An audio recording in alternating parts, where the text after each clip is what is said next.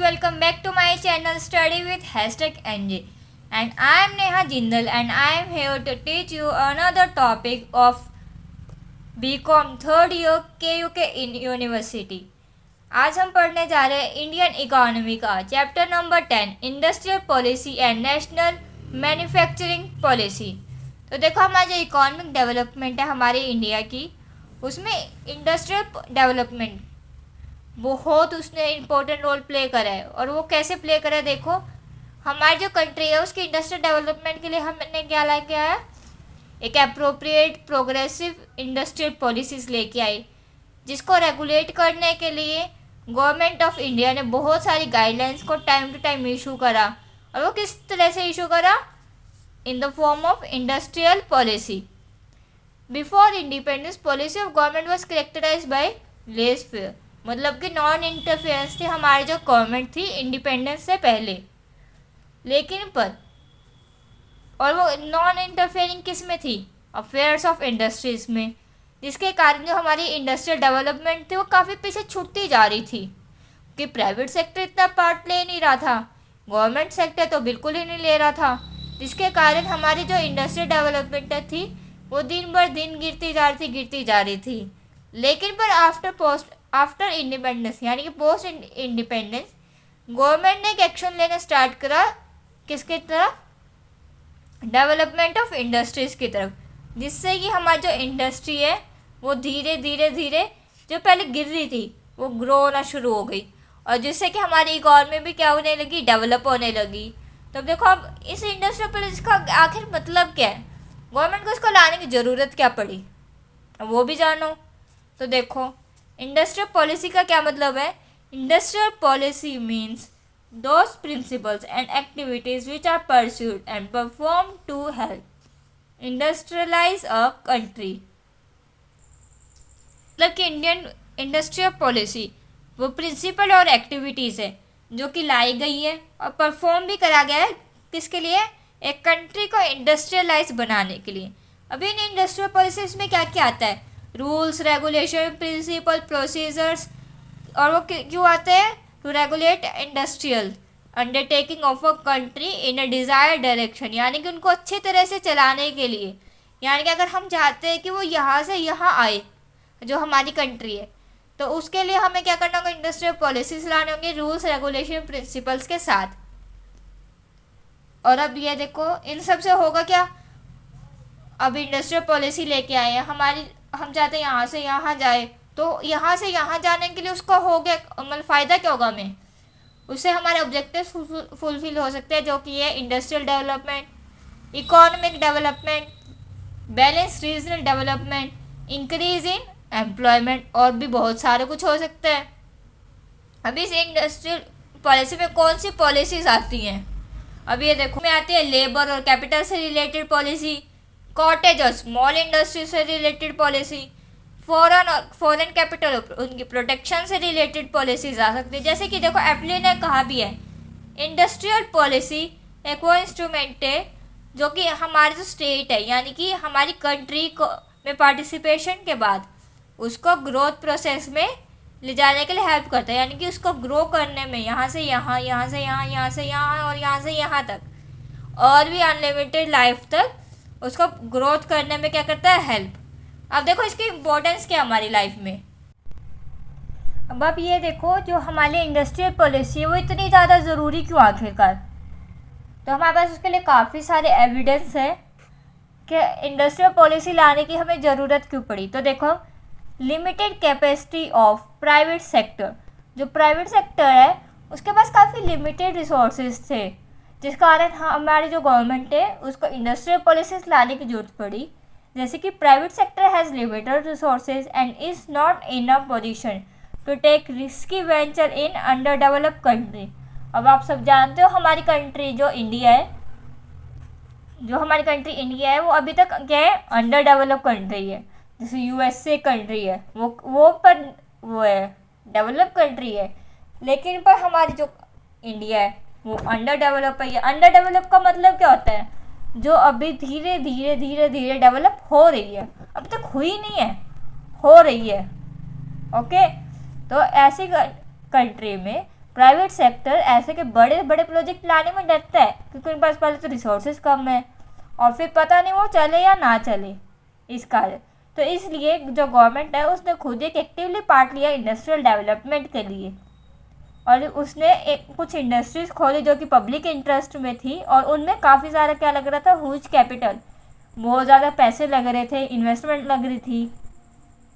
और उन जो इंडस्ट्रीज़ है उनमें क्या था, रिस्क भी बहुत था। ऐसे कि लेके आई गवर्नमेंट जो कि किस में आती है, पब्लिक सेक्टर में। और उन सब इंडस्ट्रीज़ में क्या क्या डेवलप करा गवर्नमेंट ने, रोड्स को डेवलप करा, पावर स्टेशन डेवलप करे, हाई और बेसिक हैवी और बेसिक इंडस्ट्रीज़ को डेवलप करा। और इन इंडस्ट्री से किसको, प्राइवेट सेक्टर को भी फ़ायदा हुआ।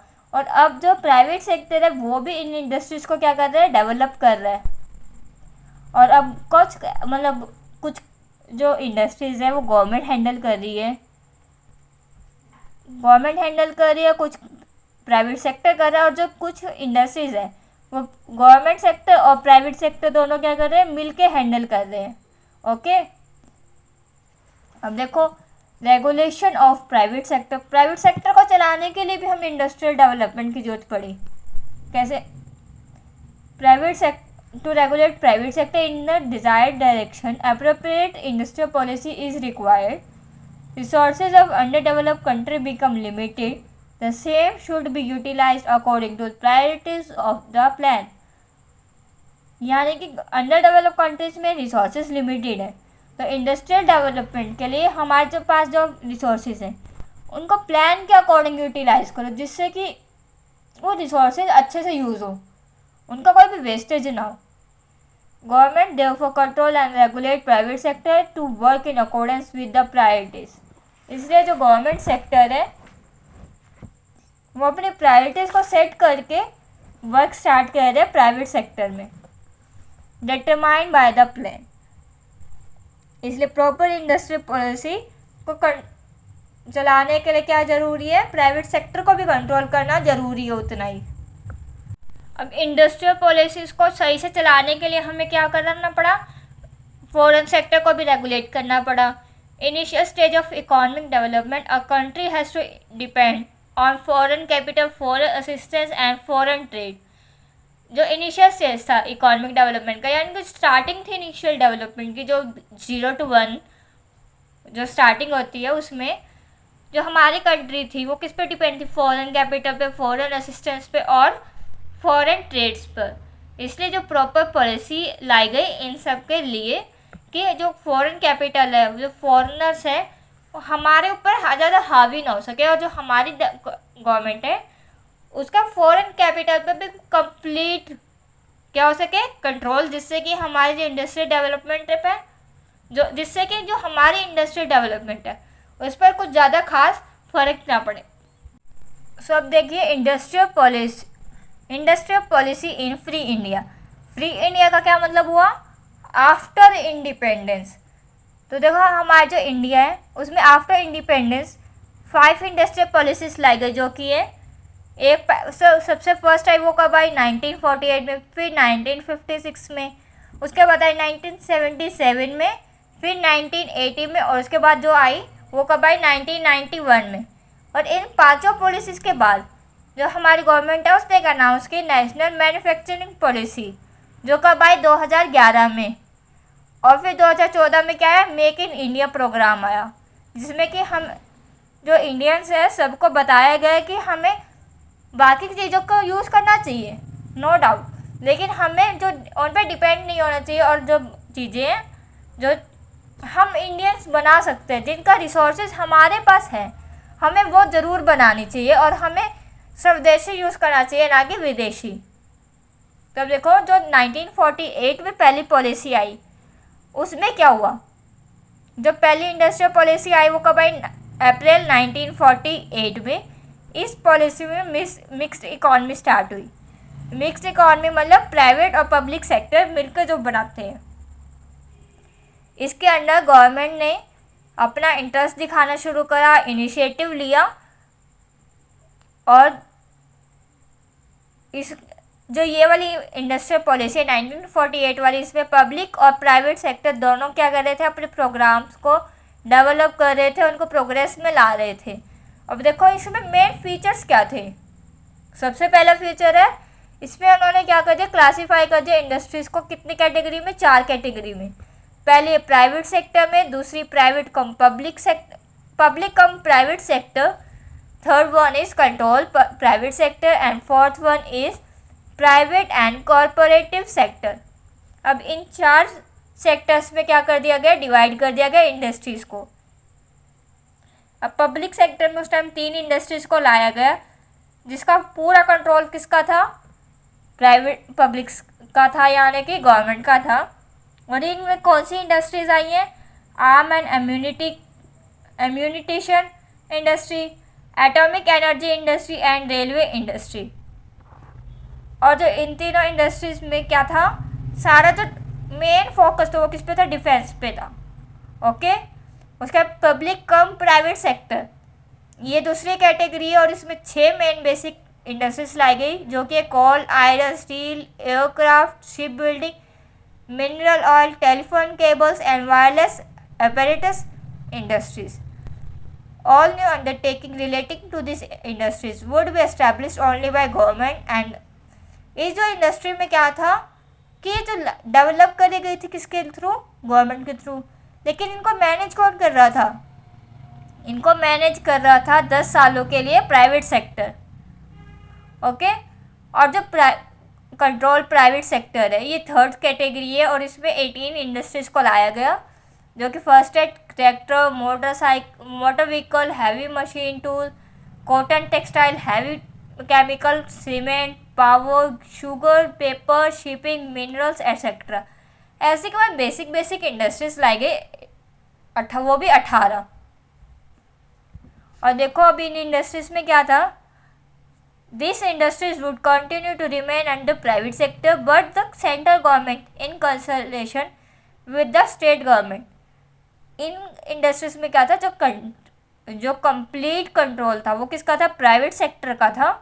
लेकिन जो सेंट्रल गवर्नमेंट थी वो रिपोर्ट मांगती रहती थी स्टेट गवर्नमेंट से कि ये जो इंडस्ट्रीज है वो लीगली तो चल रही है ना, मतलब थोड़ा थोड़ा कंट्रोल तो देखो था गवर्नमेंट का, वो तो रहता है, ताकि कुछ भी यहाँ पे इलीगल काम ना हो। ठीक है, उसके बाद आता है प्राइवेट एंड कॉरपोरेटिव सेक्टर, ये फोर्थ कैटेगरी है और इसमें जितनी इन 3 कैटेगरीज में नई आई इंडस्ट्रीज़ वो सारी इसमें थी। और ये वाली इंडस्ट्रीज़ थी वो प्राइवेट सेक्टर ने और कॉरपोरेटिव सेक्टर ने मिलकर चालू करी और इनको मिलके ही मैनेज करा। ठीक है, अब जो सेकंड जो इसकी वो है मेन फीचर है 1948 वाली इंडस्ट्रियल पॉलिसी का, वो क्या है, cottage and small industries.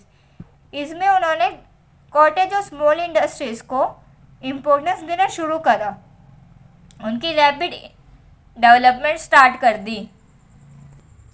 Small और कॉटेज और स्मॉल स्केल इंडस्ट्रीज में क्या करा उन्होंने, लोकल रिसोर्सेज पे अपना ध्यान देना शुरू करा, अचीव करना शुरू करा इन इंडस्ट्रीज़ के through production of consumer goods, और ज़्यादा से ज़्यादा क्या करने लगे, एम्प्लॉयमेंट अपॉर्चुनिटीज़ को इंक्रीज़ कर दिया। जैसे कि जो स्मॉल स्केल एरियाज़ हैं वो भी क्या होने लगे, अपग्रेड होने लगे और वो भी ग्रो करने लग गए। अब इनके लिए इन्होंने क्या करा, ऐसी इंडस्ट्रीज डेवलप हो सके इसके लिए इन्होंने स्पेशल फाइनेंशियल इंस्टीट्यूशंस को भी सेटअप करा, जिससे कि वो लोग लोन ले सके या फिर थोड़ी बहुत जो भी उनको फाइनेंशियल हेल्प चाहिए वो इन फाइनेंशियल इंस्टीट्यूशन से ले सकते हैं। जो थर्ड फीचर है वो है labour and capital relation. Labour और जो कैपिटल है, कैपिटल का मतलब ये नहीं कि यहाँ पे पैसा, कैपिटल का मीन्स मशीन्स, उनका रिलेशन यहाँ पे सेटअप करा गया, जिसमें कि इन्होंने लेबर्स पे और उसकी कैपिटल पे ध्यान देना शुरू करा, जिससे कि इंडस्ट्री है वो स्मूथली रन कर सके। जो लेबर्स हैं उनको फेयर वेजेस देने शुरू कर दिए, सोशल सिक्योरिटी प्रोवाइड करनी शुरू कर दी और बाकी की फैसिलिटीज़ जो लेबर को चाहिए वो देनी शुरू कर दी।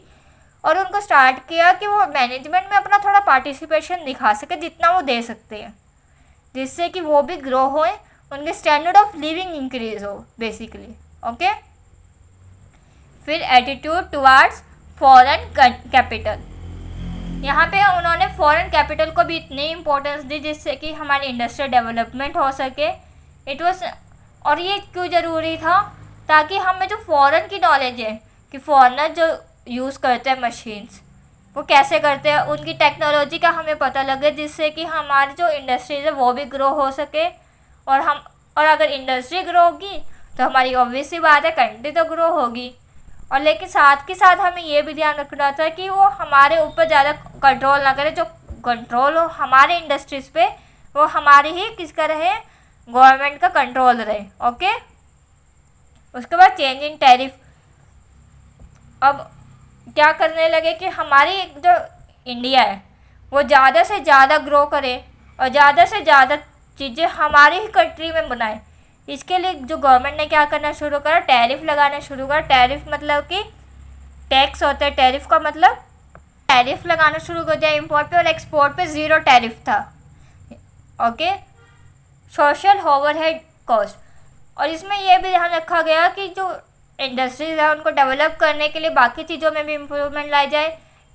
वो बाकी चीज़ें कौन सी है, ट्रांसपोर्ट फैसिलिटीज़, इलेक्ट्रिसिटी, इरिगेशन, और क्या है, import of capital goods and supply of raw material. Okay, अब देखो, अब जो हमारे पास जो नेक्स्ट पॉलिसी आई वो कौन सी आई, इंडस्ट्रियल पॉलिसी ऑफ 1956।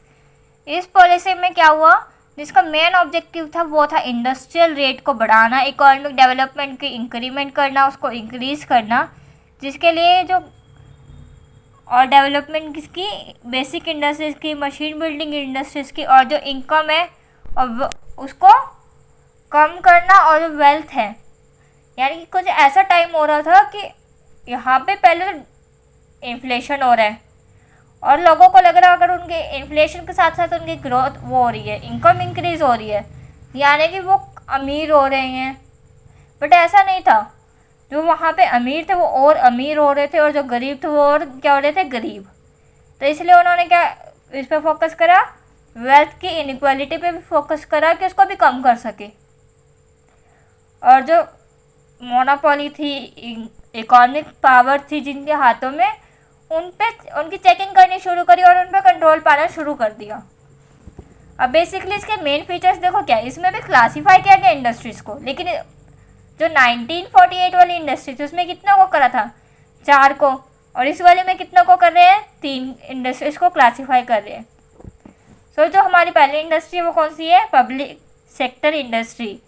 इसमें शेड्यूल ए के अंडर ये इंडस्ट्री लाई गई है जिसमें 17 इंडस्ट्रीज़ हैं, और वो कौन सी है, arm and ammunition, atomic energy, iron and steel, heavy machine, heavy electrical part, mineral oil, कोयल, air transport, railway transport, shipping, telephone, wireless, ऐसी कई सारी इंडस्ट्रीज लाई गई। और उसके बाद पब्लिक कम प्राइवेट सेक्टर, इसमें 12 इंडस्ट्रीज लाई गई अंडर शेड्यूल बी के। और जो ये वाली इंडस्ट्रीज थी वो प्रोग्रेसिव स्टेट ऑन थी और सेटअप करी गई थी अंडरटेक, जो गवर्नमेंट है उसने इनिशिएटिव लिया था इसको लाने के लिए। और जो ये जब वाली हैं इनमें प्राइवेट सेक्टर क्या कर रहा था, डेवलप कर रहा था इस सेक्टर में। और जो प्राइवेट सेक्टर है वो सब serve as supplementary to state enterprise, supplementary यानी कि उसको ज़रूरत थी। अगर यहाँ पे प्राइवेट काम नहीं कर रहा तो पब्लिक कर रहा है, पब्लिक नहीं कर रहा तो प्राइवेट कर रहा है, ये ऐसा रोल था इसके अंदर। और इस शेड्यूल में कौन कौन सी इंडस्ट्रीज थी वो देखो।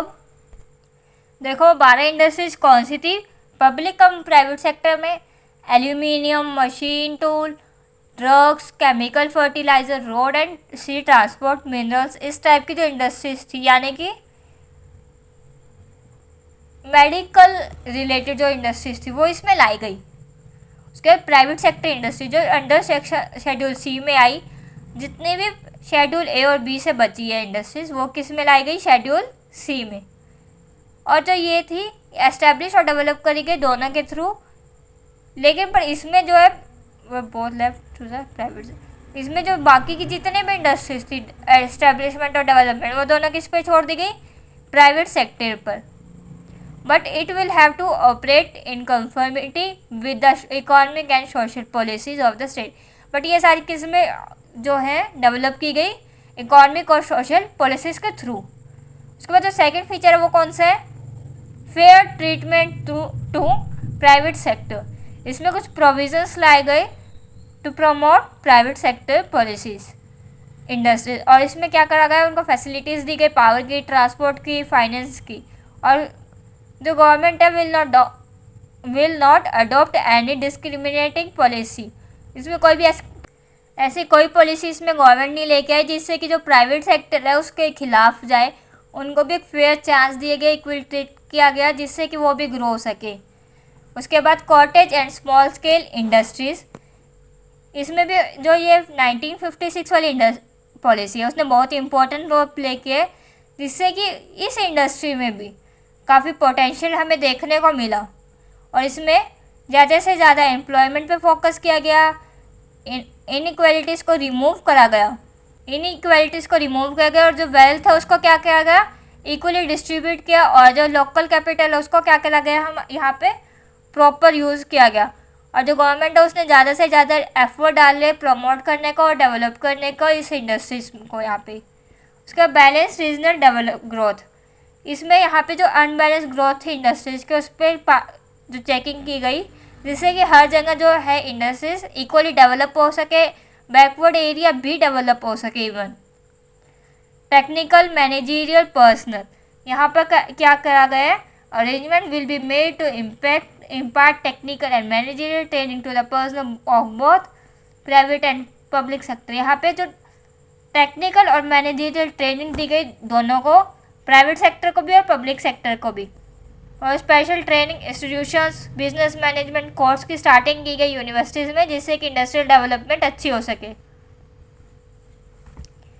Poor amenities for labour, under this policy arrangement were made to provide proper amenities for labor like यहाँ पे जो लेबर्स है उनको प्रॉपर एमिनिटीज़ दी गई, जैसे कि social security measure, pension benefits दिए गए लेबर को, जिससे कि उनका स्टैंडर्ड ऑफ लिविंग इंक्रीज हो सके, उनकी वर्किंग कंडीशंस इम्प्रूव हो सके। और जो इंडस्ट्रियल पॉलिसीज़ हैं उनको भी डेवलप होने के लिए उनको क्या मिल सके, अच्छी opportunities.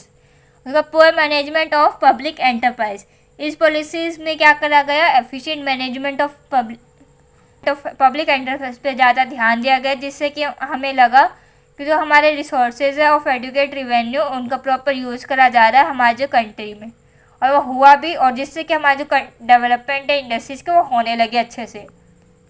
Foreign capital, moral modification were introduced in the policy concerning foreign capital, यहाँ पे बहुत सारी जो मॉडिफिकेशंस लाए गए फॉरेन कैपिटल के यूज़ के लिए, और मैंने कंसेशन दिया गया फॉरेन कैपिटल्स को लार्ज स्केल पर ऑफर करा गया है।